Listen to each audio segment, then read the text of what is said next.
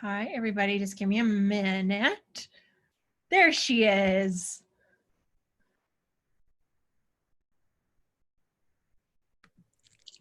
Hello, my friend. How do you always look so flawless? You know, it's so funny. So this is my third live today. I know, you're a machine. I just keep going back. I'm like, just get a little more concealer under the eyes. Just a little more. How are you? It's so nice to see your face. It's so nice to see you too. Do you have like a few moments after this is done?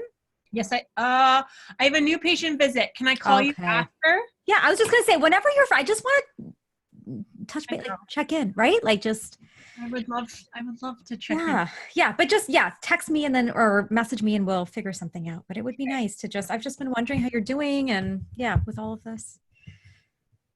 These are crazy times. I know, but you're in your clinic. Yeah. I'm like, great. Michelle. No, yeah. I'm all alone. So it is actually like my reprieve. Are you in yours? Or do you No, this is my home office. Okay. Yeah, this is my home office. So this part looks nice. And then I don't know, like you can't see, but like on this side, on the other side of the screen, it's like, not so nice. But yeah, no. So we just shut down completely. We're just like, we're not doing it. We're not gonna, and we could totally do this virtual. So I just felt better with all my clinicians just being at home, like just keep doing what you're doing and just do it online. Yeah. I have no like home office. I don't know what I would legitimately do. Yeah. And, you know, I don't know if it's that way with your daughter, but like when I'm home, it's like they want mom and patient privacy. So like I can't. I know. How old are your kids though? 6 and 8. And so I'm like, so when I go on calls, like yesterday I went on a call but it's like a disaster. And so I was like, logically, guys, I don't think you would get it. Like I really am unavailable to you. So yeah, I know. And I think at that age, so my daughter's 10 now. And I never used to even like do sessions at home if she was home before, because I couldn't I couldn't trust her to like not barge in. Mm-hmm. And that's like right? It's a big deal if that happens. So now she's old enough. Yeah. Now she's old enough that she totally gets like the privacy piece. I have a sound screen outside the door. And so she knows like if it's a client, if it's like my team, she knows she can come in, but if it's a client session, she knows like she can't. And she's just old enough now that I can do that. Yeah. Yeah. Yeah. I promised my son who's 8 and really wants me to try it. I said, I'll give you like 2 Fridays from now, we'll do a trial. Yep. But it's also my sanity a bit to come. So I know it's nerve-wracking, right? Like if you can't, it's just now that I've gotten to the place where I'm like, I can count on her.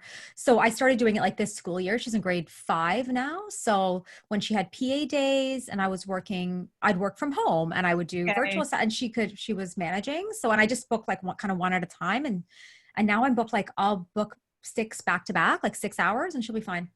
Wow. Yeah. Like I go out in between sessions just to make sure, she's not eating a bag of chips for lunch, but that happens sometimes. Actually, my kids have leveraged like webinar time. Like if I'm doing coaching or something, my daughter's like walking by, she's like, yeah. And you can, exactly. You can't because you don't even, you're not even present to like what they're asking. Yeah. Like, you little smart bugger. Yeah. You figured it out. Too with it. Mm-hmm. Well, I'm very excited to have you here. I know we have 2 minutes. Mm-hmm. So are you doing this as a live? Just as a recorded webinar. Yep. I don't know how you got so techie so fast, but gosh. I am not techie. Like it doesn't work. Like I try to I've been trying to broadcast live from Zoom into my Facebook group and it's just like, it's not happening, but at least I'm recording it and then I'll just put it in there after. But I guess if you do it live, it just saves you that one extra step and people can access it live. Right. So yeah. No, we have 10 attendees. No, it's fun. Oh, okay. So it's live. Like people are going to attend live. Okay. I like that. I like it. Yeah. Yeah. It's interactive. Yes, exactly. Hi, Lucy. I upload it later for them. I'm putting them in my YouTube. I don't know. Oh, nice. I'm learning the tech. Do you have a Facebook group? We got to talk about this, girlfriend. Yeah, hi, Erin. I need to think of something innovative. I have some ideas, but I'd like to shoot them by you. Yeah, I'd love to hear. Yep. But yeah, okay, we'll get started. It's 2:00. We'll get started. Hey, welcome everybody. We're so glad to have you here. This is webinar number three, where we're just number 4. Thanks, Aaron. Got my tribe, has my back. Where we're just trying to create community, connection, and give you an abundance of awesome information and resources while you are physically distancing and, you know, kind of navigating through the world right now. And I couldn't think of a better human being to have on than my good friend, Dr. Shyamala. She is an expert at high performance relationships. She's one of the most generous, high vibe women I've encountered. I enjoy her. I love the information she has to share. And I just think it's such an amazing opportunity to have her here today to talk to us about how we navigate these new challenges of being home and, you know, homeschooling and in marriages and full-time work and all of this, and the presenting challenges that it has on our relationship dynamics and our communication skills and our mindset. And so without further ado, I welcome my good friend, Dr. Shyamala Kiru. Thank you for being here. Thank you so much, Dr. Michelle. You almost had me in tears with that intro. I was like, hey, listen, is this how we're going to start? Are we just going to go there right off the bat? Thank you for having me.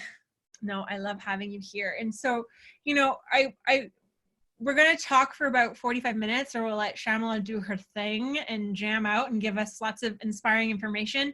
We'll take questions during the entire time, but we'll also give you 15 minutes to ask personal questions or things that you're just curious about, anything she said. So, you know, Shyamala, in this new phase that we're at, what are some things that you're seeing coming up, and what are some, you know, strategies and tools that we can implement to help us get through this? Because I've heard some daunting statistics about divorce rates, and, you know, this is going to be challenging for interpersonal relationships.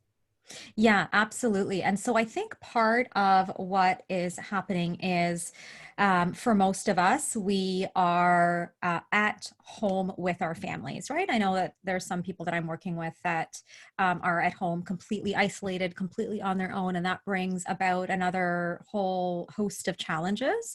But I think probably for most of your community, they would be at home, Michelle, with their families, right? And so what's happened is we've gone from, you know, sort of having multiple aspects to our life, multiple relationships that we can draw on, multiple parts of ourselves and parts of our identity that we get to express and experience on a day-to-day basis.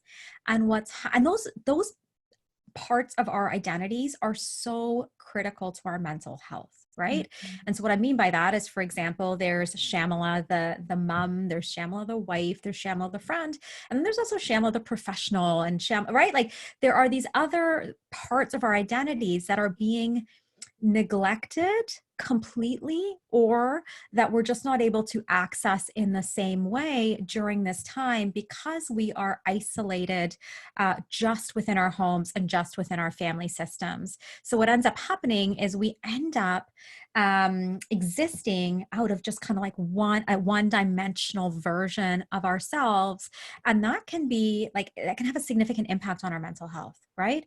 So we've got all this closeness with the people that we're living with, and we've got all this distance from all these other really critical relationships and all these really critical expressions of who we are. And that's what's causing all of the stress, right? That's what's causing all of the stress and the strain that we're finding within homes and within families. And you're right, the stats they're really sad, right? I think it was a couple of weeks ago, I got a news release suggesting that domestics are up 22%. Heard that. Yeah, right? Which is so sad, and it's so staggering. And I think most people are experiencing conflict or tension somewhere along that continuum, right? In terms of just how they're experiencing their relationships and how they're responding to all the stress that is around us. So I'll sort of lay the foundation with that, is that what's happened is but so much time together that it's becoming harder and harder and harder, I think, to find ourselves first. I think we get lost. And when, the I gets lost, it's really difficult for me to show up well for the people around me. So funny, because we had our first virtual Rebel Tribe session on Tuesday, and as our homework, we were going to do 3 expressions of gratitude. And one of my first ones that night was, I'm so grateful I get to come to the office so that I don't have to be wife, mom, family member. I get to be the woman, Michelle. So it's so funny, because I feel that to my core. Is like, for me, it's so essential to have that full embodiment. The whole eclectic parts of myself need to be challenged. So yeah, how do we evolve this for people who can't necessarily come somewhere and put on that different version of ourselves? Yeah, I think it's a great question. I think that the first step is just bringing a sense of awareness to the fact that we are multifaceted, like just like a diamond, right? Not to use a corny analogy, but it kind of is like a diamond, right? We are so multifaceted, and there's so many aspects to who we are, and every single aspect of who we are is really, really important, right? And it serves our wellness, overall wellness, physical wellness, mental wellness, relational wellness. So I think the first piece is just really identifying, what parts of myself am I not able to express, or am I only able to express in very limited ways? So for example, for me, I'm still able to coach clients, right? Because we're able to do it all virtually. However, I used to, practice a couple of days a week in my clinic, and I used to practice a couple of days a week from home virtually. So now it's become completely virtually. So one of the things that I'm really missing is seeing people in real life. Right? It's just being like in the room with a person and feeling that energy, right? So I think part of that is just identifying for yourself, what aspects of yourself are you really missing, right? And where are you feeling that void, and really drawing some awareness to that as a place to start. And one of the things you'll probably know, Michelle, because you and I have done a podcast together, right? We've chatted about some of the pieces that I really believe, but I think what happens when we become more self-aware in terms of what's going on for us is we can then take greater responsibility for our own happiness, right? And I know you've probably heard me talk a bit about the importance of really taking radical responsibility for our own happiness and not putting it on other people. I think that relationships get tense when we don't do that. Right. So I think that, if I take all of my stuff and I put it on you and make you responsible for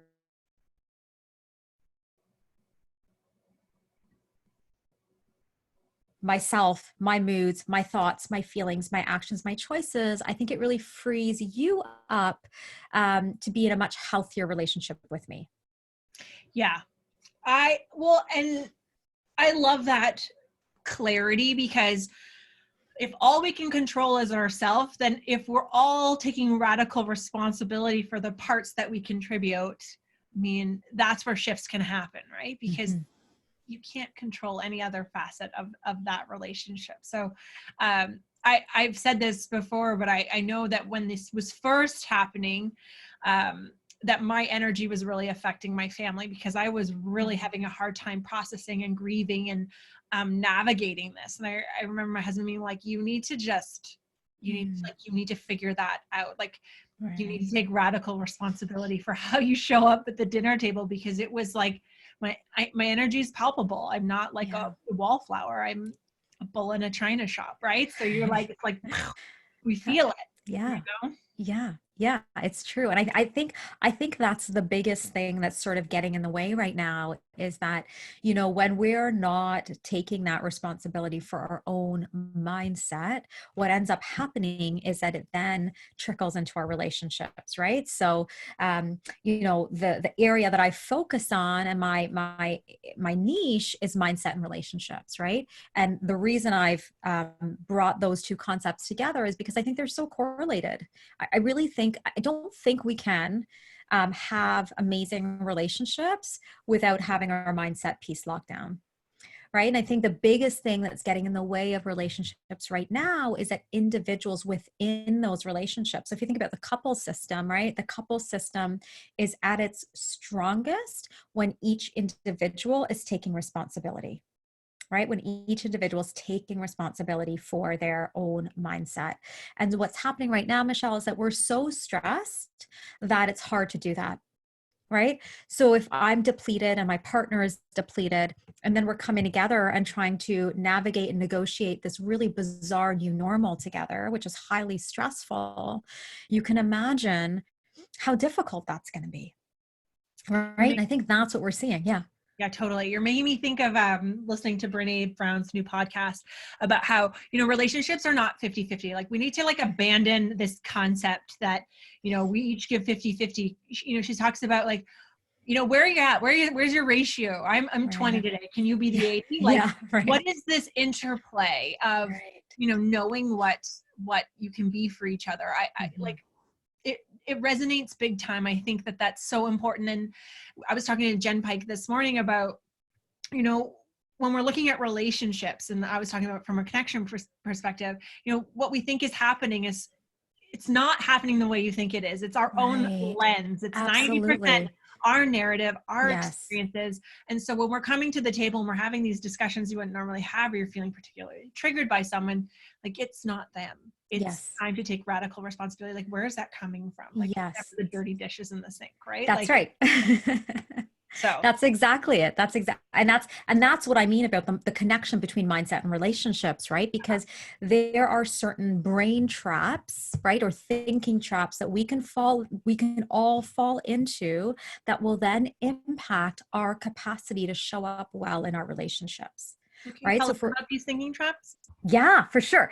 So from a cognitive perspective, there's about 15 different thinking traps in total. So there's quite a bit. When I coach people, when I work with them, I break them down into 4 main categories, because what I've noticed is that certain thinking traps are correlated. There's connections between them.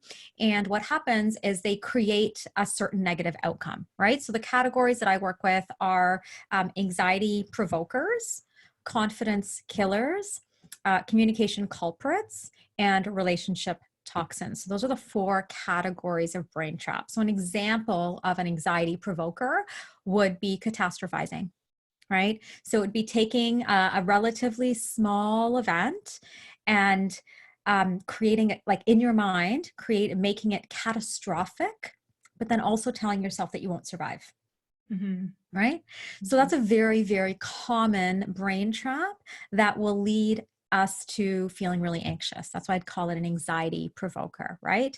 A confidence killer would be a brain trap that would really eat away at our confidence. So one of the brain traps within the confidence killer series would be perfectionism, right? I think I'm just going to pause there because I know many women struggle with perfectionism, right? Especially high performers, high achievers. I struggle with perfectionism, right? It's this idea that I have to get it 100% right, 100% of the time. Otherwise, it's just, there's no point. I'm not going to do it at all. Right? So these are some common brain traps that we're falling into right now. Within the relationship toxins series, Michelle, we have things like blaming. Right? So blaming the other person for what's going wrong, blaming the other person for not meeting your needs, blaming the other person for not being able to read your mind, right? Does that resonate for anyone that's on here? I know you've got a bunch of people on here. I just need some feedback. All of mine. Yeah. Is this resonating for anybody at all? Does anyone, do you guys fall into these traps? Do you find yourself getting stuck? Yes. Thank you. I like the feedback. Yes. Right? Yes. Totally. Right. And this is what happens. We all fall into these brain traps. We fall into these ways of thinking where we're conditioned to think this way, and it's really difficult to get out of them because what happens, guys, is we begin to create these cognitive templates based on these negative ways of thinking, right? Someone here is saying, yes, I've learned that the easiest way to figure out what someone is feeling is to ask them. Yes, that is such a powerful skill. And it's an emotional intelligence skill, is to simply be direct, right? And to simply ask, is this what you meant? Or what did you mean when you said that, right? Rather than making that assumption, okay? Rather than another brain trap is personalizing, right? Somebody says something or does something or doesn't say something. Michelle, Because of me. am I? Yeah. I still don't always do that. It's hard. I know. I still don't always do it. It is hard. And I've been doing this work for a long time, right? But the truth is, and the reality is, there are so many common thinking traps and brain traps that we all fall into them all the time. And these brain traps will get us stuck and make it difficult for us to navigate our relationships, right? And the reason that is so important, you guys, is because relationship distress is highly correlated with mental health, right? So again, for everyone on our call today, I want to ask you this question. When your relationships are really, really strained and under distress, do you feel like the best version of yourself? It's actually not a rhetorical question. It's not a rhetorical question. I want you guys to no, of course not, right? We do not. We are, and in most cases, what happens is, yeah, you've got a cloud over your head. This is so true. Yes, exactly. Because what happens is when our relationships are in distress, what ends up happening is it creates mental health distress, right? So we have increased symptoms of anxiety. We have increased symptoms of low moods. We have increased symptoms of anger and frustrations and things like that. So someone is saying, just the other day, I was giving my fiance a hard time for sitting on the couch and watching TV because I was in the kitchen cleaning dishes. I can relate to that. I don't know if anybody else can. I was thinking, as long as he gets to rest, why can't I rest? But I love it. Okay, this is a perfect example of a communication trap, but I didn't communicate that well, right? So, and we all have these thoughts in our head. Who has had this kind of thought? This like passive aggressive, like, well, doesn't he just get to like sit on the couch while I'm here doing the dishes or making dinner or whatever it is I'm doing? It's passive aggressive. It's passive aggressive. And it starts up here. Right? It starts with how we are talking to ourselves, about our relationship, about our partner. And then what ends up happening is we end up then behaving in passive aggressive ways, right? We end up actually communicating in passive aggressive ways. There is a land called passive aggressive, and I am their queen. Well, Erin, I might be their co-queen, but I'm trying to get out of that land. I'm trying to move into the land of being really direct, right? And being really direct is, hey, honey, could you please help me with the dishes? Or could you please help me with dinner? Right? Could you please help me? And we often don't do that. And really, it's not our fault because by and large, women, we are still not socialized to ask for our needs directly without feeling a crap ton of guilt. I don't know if anybody can, like, if that resonates. Mic drop, like, let that just sink in. Like, yes, so true. Right? And this is the thing that gets us stuck, is we feel so guilty. We feel so guilty when we say no. We feel so guilty when we set boundaries. We feel so guilty when we ask for our needs to be met. And so instead of doing it directly and doing it assertively and confidently and like the adults that we are, we resort to these really unhealthy tactics.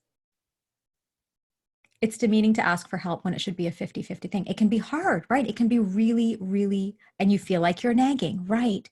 Right? So these are all the narratives, you guys, we have in our heads that keep us from actually asking for what we need.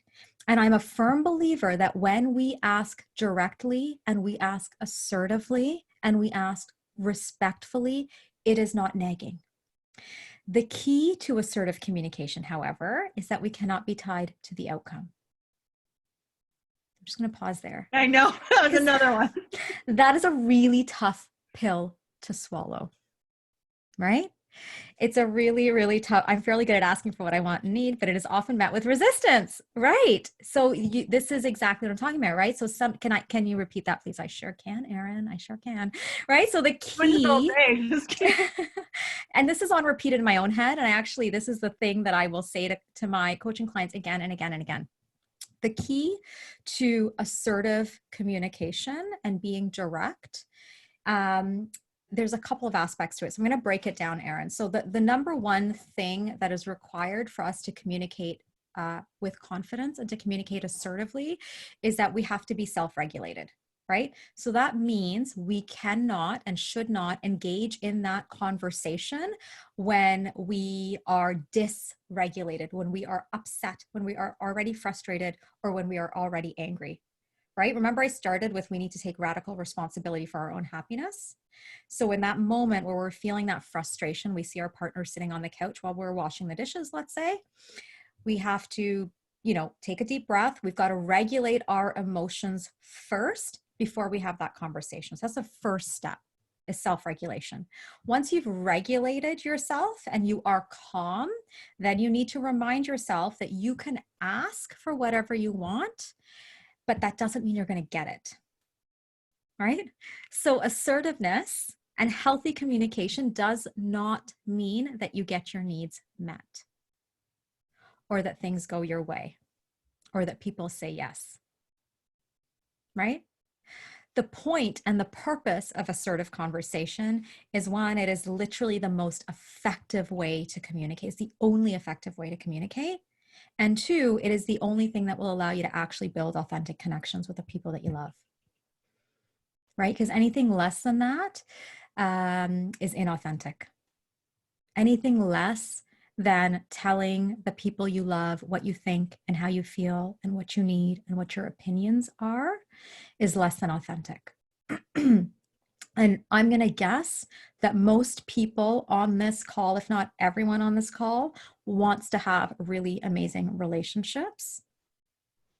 And I'm also going to guess that many of us don't know exactly how to do that.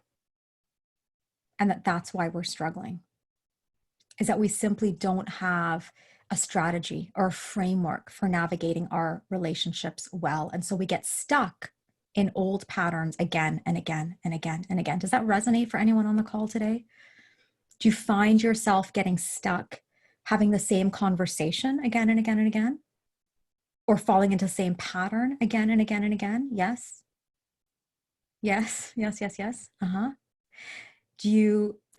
Do you find yourself feeling the same things again and again and again every time you try to build closeness, you try to build intimacy, you try to build authenticity in your relationships? Do you feel frustrated?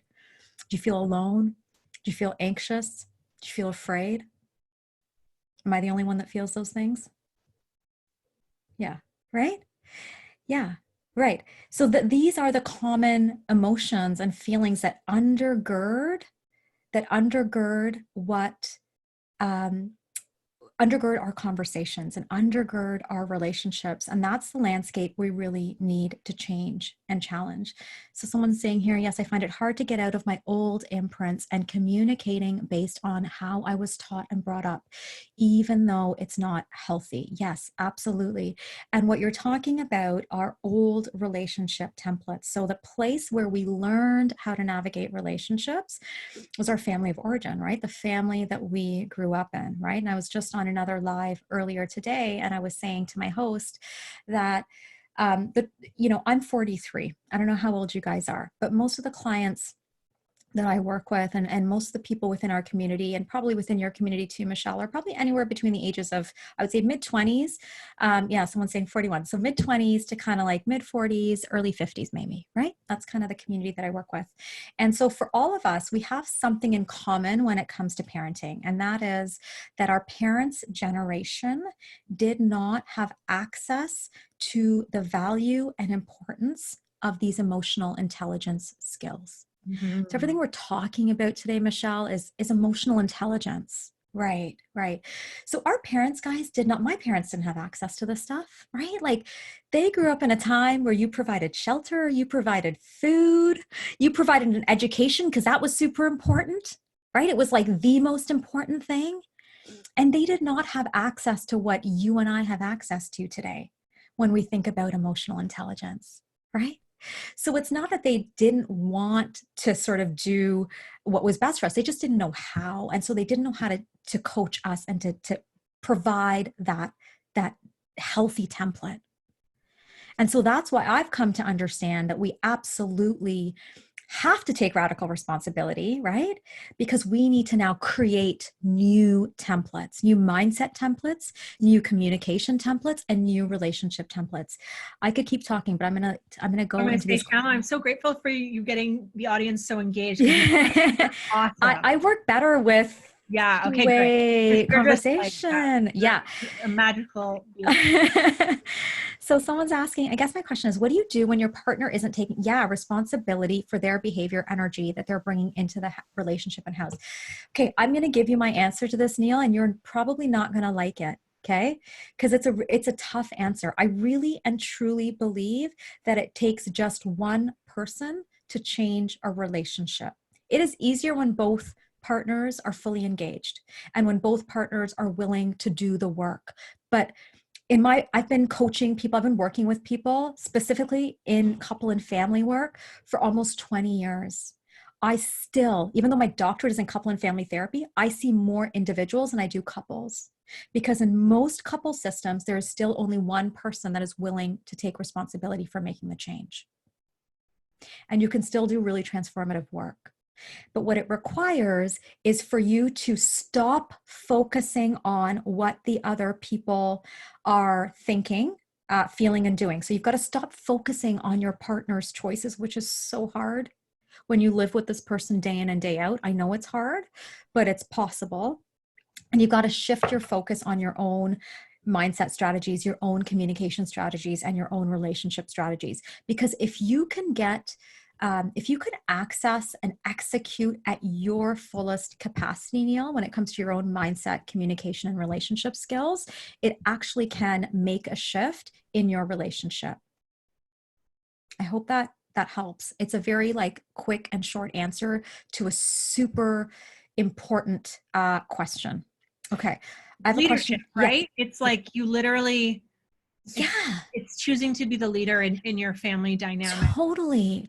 And it is literally the ultimate mindset hack, Michelle, when we realize that we can't control another person's thoughts, feelings, and actions. We can't. Right? And this is hard. I don't know how many people on this call today are parents. Like, I'm a parent. It's the hardest thing to do that with my daughter, is to actually accept the fact that I can't control her thoughts, feelings, and actions. And that is, yes, that's a good reminder. And it's only going to get harder. My daughter's 10. Right? That dynamic is just, I'm going to have increasingly less control over her choices the older she gets. So I have no choice, if I want to keep my sanity and have a great relationship with her, than to shift the role that I play with her and take a position of influence rather than control. I was going to say, it sounds like a hard, quick answer, but it's also the most empowering thing you can say to a person, because you can't wait for someone to change, but you can stand up and be the leadership and lead by example. And what the amazing thing is when we're talking about our habits being contagious, it spreads, right? So absolutely, right? Because every relationship is systemic. And what I mean by that is what I do and what I put out into the relationship is going to invite a response from you. So if I'm passive aggressive with you, you're going to respond a certain way, right? If I'm kind and compassionate and assertive, because I can be kind, compassionate, and assertive all at the same time, it's going to invite a different response from you, right? So that's what I mean by, we really do have the power to shift our relationships, because relationships are systemic. I'm going to go back in here because I feel like I've missed a whole bunch of stuff. Okay, let me go back in here. I have a question about relationships that are not serving me anymore, not romantic relationships. How can I let those relationships go without feeling guilty or bad? Well, Anna, you might not be able to let them go without feeling guilty or bad. However, feeling guilty or badly about ending a relationship doesn't mean you shouldn't end the relationship. Okay, so this is a brain trap. We call it emotional reasoning. Okay, emotional reasoning is when we feel something. So guilt, it's a really powerful emotion, right? So when we feel guilt, then we tell ourselves that this means that I shouldn't do this thing. Right? The emotion becomes so big and so intense for us that we allow that emotion to make the decision for us. If you know, like just from what you've said, I can tell you're clear that these relationships are not good for you anymore. You've said it, they're not serving me anymore. So if you need to let them go, then let them go, and remind yourself that you're probably going to feel guilty about it, because it takes time to work through guilt. But just because you feel guilt doesn't mean you shouldn't end it. Just like if you end a relationship and you miss that person, doesn't mean you've made a mistake, right? Missing a person after you end a relationship is normal, right? Doesn't mean you haven't made the right decision for yourself. Okay. So Neil, yes, that's a good reminder. Okay, Lucy, my husband and I are both working from home, very busy IT jobs. He makes 75% of the household income. So the idea is he gets to do his work more than me. Okay, I wonder whose idea that is, but okay, I'm going to keep reading. I still have deadlines and a job that I'm trying to succeed in.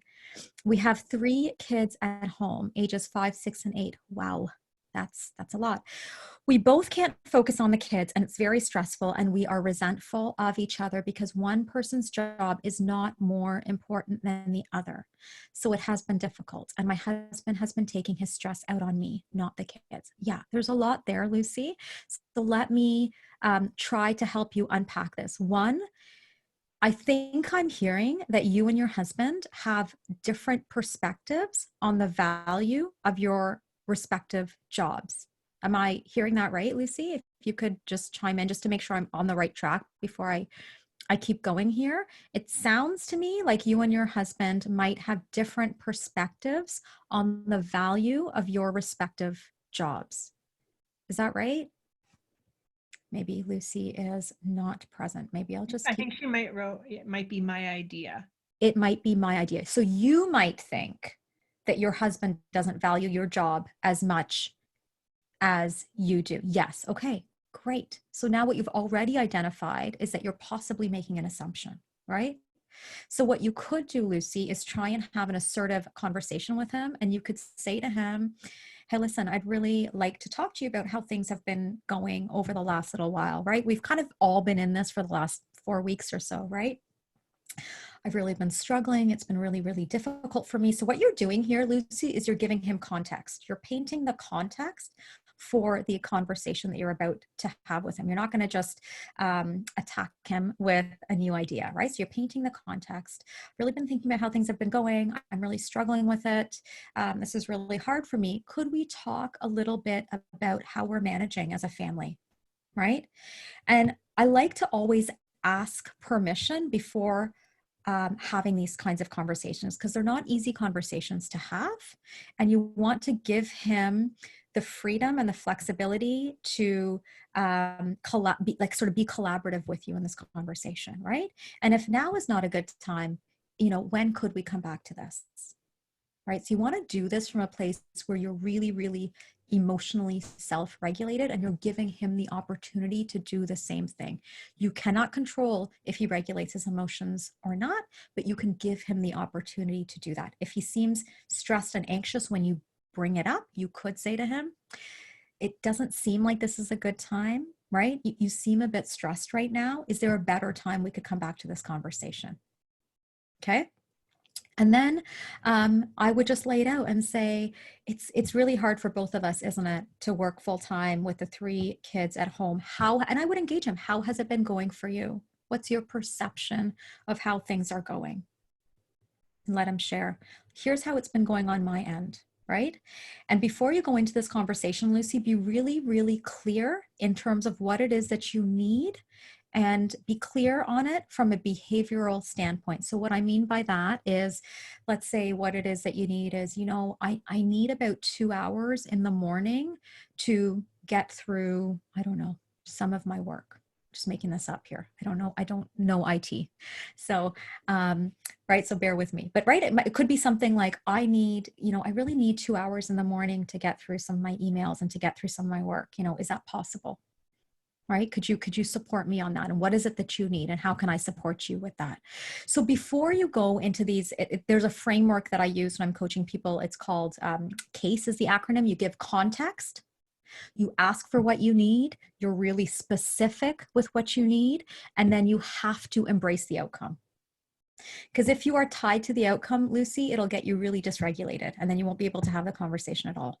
Right? So those for me, guys, are the 4 elements that need to be present when we're having these difficult conversations. So give context, ask for what you need, be specific in behavioral terms, and then embrace the outcome. So CASE is the acronym that you can remember for that. I hope that's helpful. I'm just looking back here. I don't think I've missed any of the other. Just a thank you. Yeah. Mm-hmm. And Michelle, I don't know if I mentioned it, but you can certainly let your community know. I've created that PDF for them it's a 10-page PDF. Yeah. It's on the 4 brain traps that will ruin your relationships. If I'm repeating myself, I'm so sorry. This is my 3rd live today. You're not at all. Okay. I'm like, did I say that already? Or did I just say that earlier today? Who did I say that? You sent me the documents because you're amazing. Okay. Like that, and I'm going to send a follow-up email. Okay. It takes me a little bit of time to figure out the tech, but the email is coming and you guys will get all these downloadable documents. She's given you amazing resources and ways to continue working with her. Yeah. So I want you guys to do that. Like it's a 10-page document. It literally outlines the 4 brain traps that will ruin your relationships. And the other thing, if I could, Michelle, like just mention it here, another free resource. I know it's kind of late in the week. I'm running a free private training event starting on Monday, goes all the way till Thursday. It's called the Relationship Bootcamp. And we look at literally my 3 pillars of care. We look at how to work on your mindset. We look at how to communicate with confidence, and we look at how to build authentic connections. So there's video content that'll go out every single day next week on that. And then there's an opportunity to jump onto a live coaching call with me for an hour every day as well. So, and it's completely free. And it's just, people are really struggling right now. So that's why I'm doing it. So if you want access to, thank you. How do we do this? Hold on. I'm not great with tech either. What I'm going to do is I'm going to just throw into the chat. Did you email me those 2 links? Because I can just load them up right now. So, okay, let me, yes, I think I did. I don't know if I emailed you the link to the Facebook group. Maybe not. Group. It's called the EQ Lab. It's called the EQ Lab. Yeah, exactly. So let me see if I can throw those into chat. So the EQ Lab is there. That's the Facebook group. So if you actually just join that group, then I will tag you on the post that has the details on how to join. We're starting Monday. So if you can do that sooner rather than later. And that's the download for the Brain Traps guide as well. So yeah, those are just some free resources that, did that show up in the group there, in the chat there? Lovely. Yeah. Thank you. Okay, perfect. We have another question from Erin. Yeah. Sometimes when one partner is emotionally regulated and the other is not, sometimes, or does this happen often, Erin? Because this happens in most couples quite often. It's like so rare when both people are coming from this really like common regulated place. That only happens, I don't know, in like fake therapy offices or something. But in real life, what happens is one person has thought about this and is feeling super calm and right. And it's because we've already thought about it. Right? We've already been thinking about it and we sort of, we're ready to go into that conversation. And the fact that the regulated partner won't engage and rouse can be really infuriating to the already agitated partner. What's the best way to deal with this? Okay. So the absolute best way to deal with this is number one, if you know that your partner has difficulty with conflict, and you tell me if I'm on the right track with any of what I'm saying. So if your partner might have difficulty with conflict, chances are they are going to become dysregulated no matter how nicely you approach these conversations. I don't know if that resonates, Erin, or if I'm on the right track with that. Touche. Right. So I've been doing this a little while.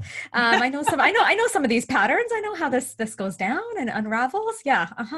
I've been there myself. So, so what happens is if we have a partner that is conflict avoidant is what I would call it, right? It's an attachment style. It's a relationship style. We look at that in the relationship bootcamp, but if they tend to avoid conflict, they probably got that from family of origin. It doesn't matter how nicely you ask, and how calmly you go into that conversation, how regulated you are, the very fact that you are approaching them with something that they find unsettling is probably going to be enough to dysregulate them. Okay. So what you need to do is work that much harder. First of all, you got to remind yourself that that's probably going to happen. So you need to go into those conversations, reminding yourself, this is probably not going to go as well as I would like it to go. My partner is probably going to react in this way, but you are still going to go into that conversation as calmly, as regulated, as compassionately, and as kindly as you possibly can. And you're going to ask clearly for what you need. You've got to be really careful though, because when we have old toxic patterns, we can easily fall into becoming passive aggressive, right? And a little bit abrasive without wanting to be. So we can come across like we're saying the right things, but if the emotions undergirding what we're saying are still frustration or anger or whatever it is, that's going to come across. And that's when we fall into that's exactly what happens to me. Yeah, it happens to a lot of us, right? That's when we fall into the passive aggressive communication style. So it would be saying something like, oh, honey, are you planning to get up from the couch and help me with the dishes? I don't know if I don't know if anybody else does that, right? But that is an example. So you're saying the right thing. You're asking for what you need, but you're not regulated. Right. And people can smell passive aggressiveness from a mile away, especially the people that know us. It is so ineffective. It's it's a very ineffective way to communicate, right? So in this case, Erin, you want to just make sure that you're really, really, make sure that you are completely self-regulated, let go of the outcome, because you may not get what you want in that conversation. But I still think it's, I remember in my so I've been married 11 years, right? My partner and I have been married 11 years. And I, even though I've been doing this for so long, it took me a while to actually practice it in my own marriage. But I remember in the early days when I would think about having one of these assertive conversations, I would totally just psych myself out. And I would tell myself, well, what's the point? He's not going to agree anyway. That's what I tell myself. What's the point? He's not going to agree anyway. So I just keep a lot of stuff to myself because I was also wanting to avoid that conflict because nobody likes conflict, right? And then I finally started taking my own advice and started to practice a bit of what I preached. And I thought, well, maybe this can work in my marriage too. And what I started to do is I made a commitment to myself that number one, I wasn't going to make the assumption that he was going to agree or not agree with what I was saying and that he was going to deliver on what I was going to ask. And number two, that it actually didn't matter. What was more important for my own sense of self and for my own sense of integrity was to be really honest. And if I liked something or I didn't like something or I needed something, I was going to say it. And I was going to totally let go of the outcome. And so I got into this pattern of basically starting conversations with, you know what, I don't need a response from you right now. But I just want to let you know that X, Y, and Z is really important to me. I want to leave it with you. Why don't you think about it? And, if you think that that's a conversation you'd like to have with me, let me know. And I would truly let it go. I would truly let it go. And the more I did that, what I found is it actually became safer for my partner to engage in those conversations with me because I was not reactive. This is exactly what happens to me. It's the letting go that I have such a hard time with. And I'm with you, Neil. Like it really takes a lot of work. I've gotten a lot better with it, but I still fall into this trap. I fall into this trap probably more with my daughter than I do now with my partner. But I still fall into this trap of like really letting go. But it takes some mindset coaching for yourself and just reminding yourself that you can't control what other people are going to do anyway. Right? We can't control what other people are thinking, feeling, and doing. Right? And what we really need to focus on is our own thoughts and our own feelings, because that's where we have the most capacity for change, is if we focus on our own thoughts and our own choices. I could keep going, Michelle, but I know. Keep going. I love it. Yeah. So I don't know if that's resonating, guys. I could just keep talking, but I hope I'm sharing information. I think you have a very captive audience. Relevant. I hope that it's relevant for you guys. But I think the important thing, good, I'm so glad it is. The important thing I want you to remember is that relationships, high performance relationships, are built over time and through many, many, many, many conversations. It doesn't happen in one amazing, no relationship has had one, amazing transformative conversation. It happens over many conversations and it takes a lot of practice, right? But it starts with your own mindset, right? So if you're like, Shyamala, where do I start? Start with your own mindset. And that's why I created that PDF, right? Because it's all about starting with your own mindset. And once you have your mindset, like you've done that mindset work, then you can really learn how to communicate assertively from that self-regulated place that has let go of the outcomes. Because that's mindset work, right? Being self-regulated and being able to let go of the outcome, that's mindset work. Then you can begin to build those authentic connections.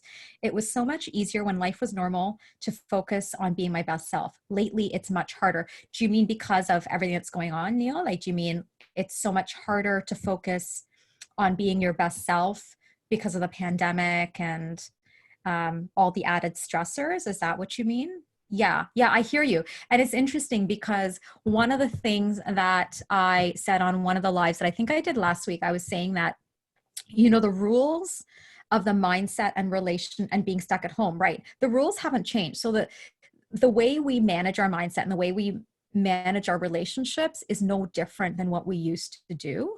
The difference now is because we're all under such an increased level of stress, it is that much more important for us to access these skills around self-care, right? So and when we don't have any other outlets, right? Exactly, right? So when it used to be, you know, pre-COVID, it was kind of like it's a nice to do to practice self-care, to go for a walk, to get outside, to take a bath, to meditate, whatever it is, exercise, whatever it is that you used to do for self-care. When that was like a nice to do, I believe now it's become a non-negotiable for all of us, right? It's a non-negotiable, because if we don't do it moment to moment and day to day and week to week, I can almost guarantee, and they're already predicting that there is going to be and there is a mental health pandemic coming as an echo to the COVID-19 pandemic. I couldn't right? agree more. I think that poses the biggest risk. Yes. And it's happening already, right? They were predicting it as right? The people out there doing the research, the news, right? Like the prediction was out there that we were going to experience what they were calling an echo pandemic post-COVID. I actually think it's happening right now. I agree. It is starting right now. And so for that reason, people already struggling with mental health don't have proper access to care. Could not agree with you more, Erin. I think our mental health system is still highly, highly inaccessible. And we really need to do better with that. So I couldn't agree with you more, but that's what we need. We really need to practice that self-care. And if I could, Michelle, right, in my Facebook group, I go live. That's one of the lives I did today, every single Thursday at 11 a.m. Eastern Standard Time, just to provide free support. So if anyone here, if you know anybody that needs support right now and that just needs some support around mindset or communication or relationships, I go live every single week on Thursdays at 11 a.m. just to provide that support. But for that very reason, Erin, is that we still, as a culture and as a society and as a community, do not have access to adequate support, despite the staggering statistics around what a huge problem it is right now. Thanks so much, Neil. Yeah. Yeah, I just got teary-eyed. The radical generosity that you are, it's Nell. I know, it's Nell. Sorry. I've been wanting to, it's Nell. I've been calling you Neil this entire time. You know what I think it is? I think my screen is dirty. So my computer screen is dirty. Nell, oh my gosh. And so anyway, sorry. You have just been one of the most radically generous people in this time. Like, this is someone who is providing an abundance of resources for people who need it, especially in this time. But she's the one who offered to come. Like, this woman is the real deal. And as you can see it, as you bring all your questions to her, she's got it. So does anyone have any last questions? Anything? We've got 10 minutes.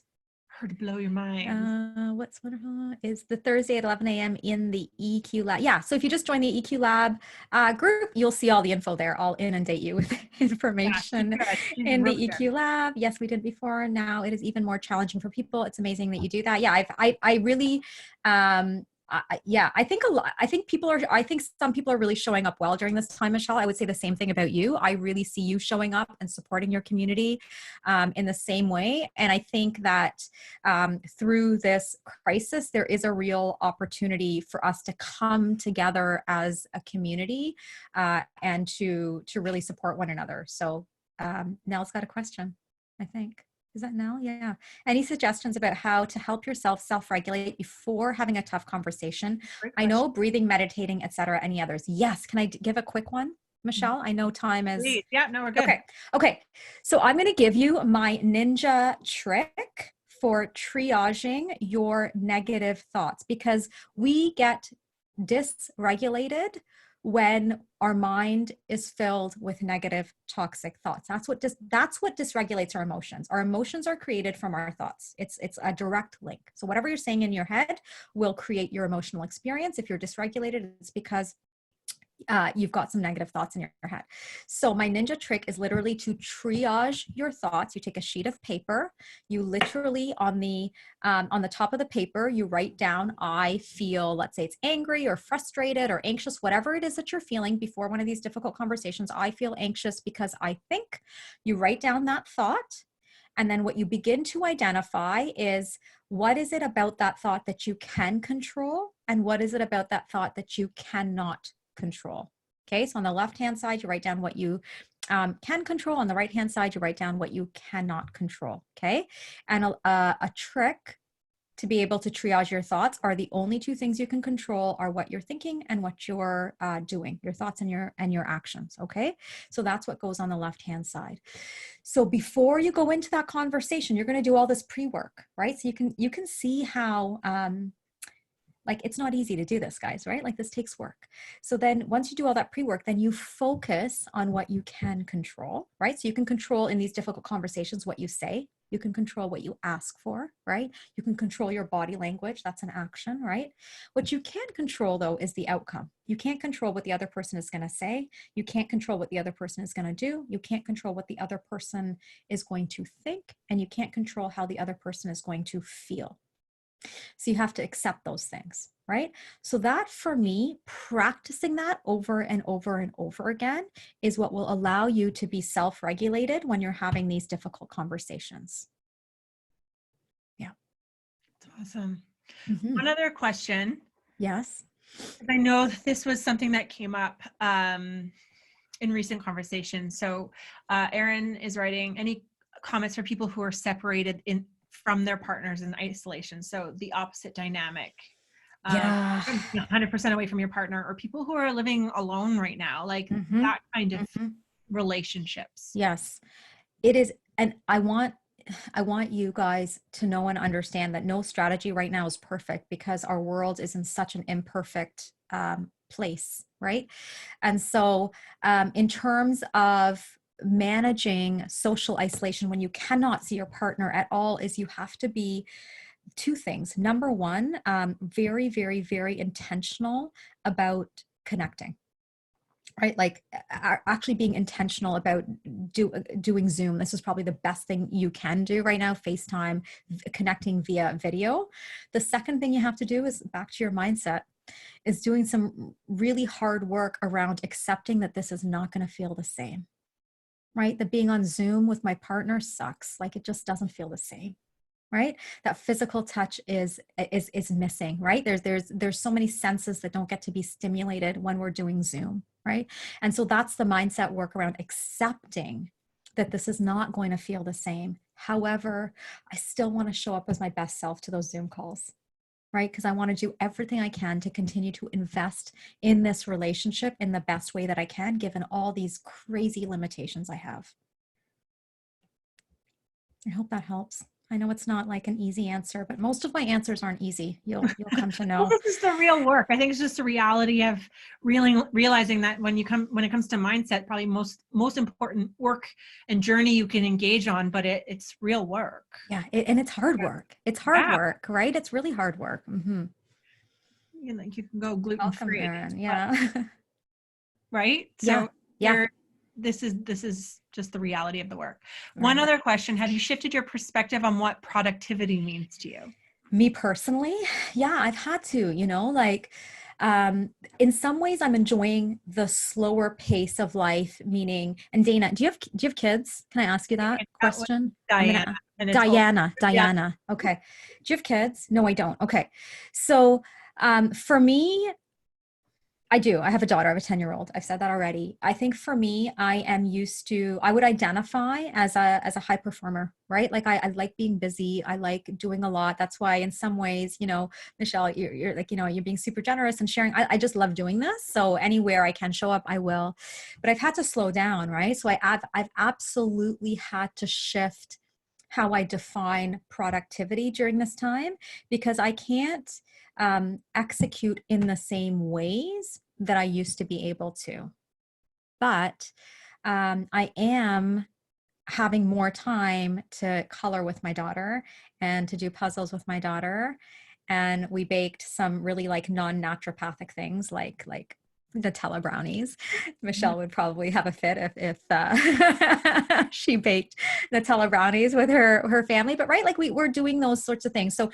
So yeah, you're right. My perspective absolutely has shifted in so many ways. I'm slowing down a lot more so that I can be intentional in terms of where and how I'm investing. Yeah, I hope that helps. Well, my friend, you are amazing. If anyone has any last minute questions, yeah, I think these are interesting times. And I know for me, like my perspective is just shifting on like, what do I want to put my energy into? Like now that we've kind of been plunked out of, the busyness that is all encompassing and is really hard to like stand back from and say like, am I enjoying this? Am I happy? Like I find I'm really reevaluating. I do think that there are going to be massive shifts in the way I do things in the future. And I feel grateful for the opportunity to reflect on that. I'm glad you said that. I think there's a real opportunity for all of us, right? So for every single one of us that's here on this call right now, I think there's an opportunity for all of us to renegotiate our lives and our choices and how we show up and how we engage and how we spend our time, how we spend our energy, which is our most important resource, right? I think there's a real opportunity right now for all of us. And in order for us to take advantage of that opportunity, I think we need to have the courage to slow down and to lean in to what our heart is really telling us in these moments. Right. And that would be my call to action for all of you. Right. And it's hard not to hear it right now. And that's the beauty of this time. Because it is so easy to get caught up in the narrative, like I've got the next thing, and I already see the things that I was putting energy into that weren't necessarily serving my highest self or the most value I have to offer. And so it's like, okay, I feel very grateful for the clarity of that. Right. But it wouldn't be as easy to do this work without women like yourself. So thank you so much for, the way you show up and the way you just gave so much to this community and provided really valuable insight. I really do think you're one of the most generous women, and I am so grateful to know you and to have connected with you and to have you as a resource for my community, because the world is a better place because you are in it. So thank you. Oh, Michelle, thank you so much. That really, really means a lot to me. Thank you. And thank you, all of you, for your energy and your courage and your transparency today. I know it's not easy to jump onto what can feel like an artificial sort of forum, but to show up authentically and transparently and to share honestly, I think is a real act of courage. So thank you for that as well. Yeah. You guys, I hope you have a beautiful day. I will post this when I figure that out. Hold on. Do we have a Q&A? Oh, that was so amazing. Oh, I'm so glad. Yeah, you're getting awesome love right now. Thank you, guys. Breathe that in, my friend. Thank you. Thank you. Yeah, have a wonderful afternoon. You guys stay healthy and safe, and please go check out the EQ Lab. This woman shows up like no other, and she's got tons of free resources for you. So you know how to find her and obtain her awesome wisdom. So thanks for your time and helping us all have more high performance relationships, and to take radical responsibility for ourselves, our energy, because that's an empowering thought. And I really appreciate that about you. Thank you, guys. Have an amazing afternoon. Bye.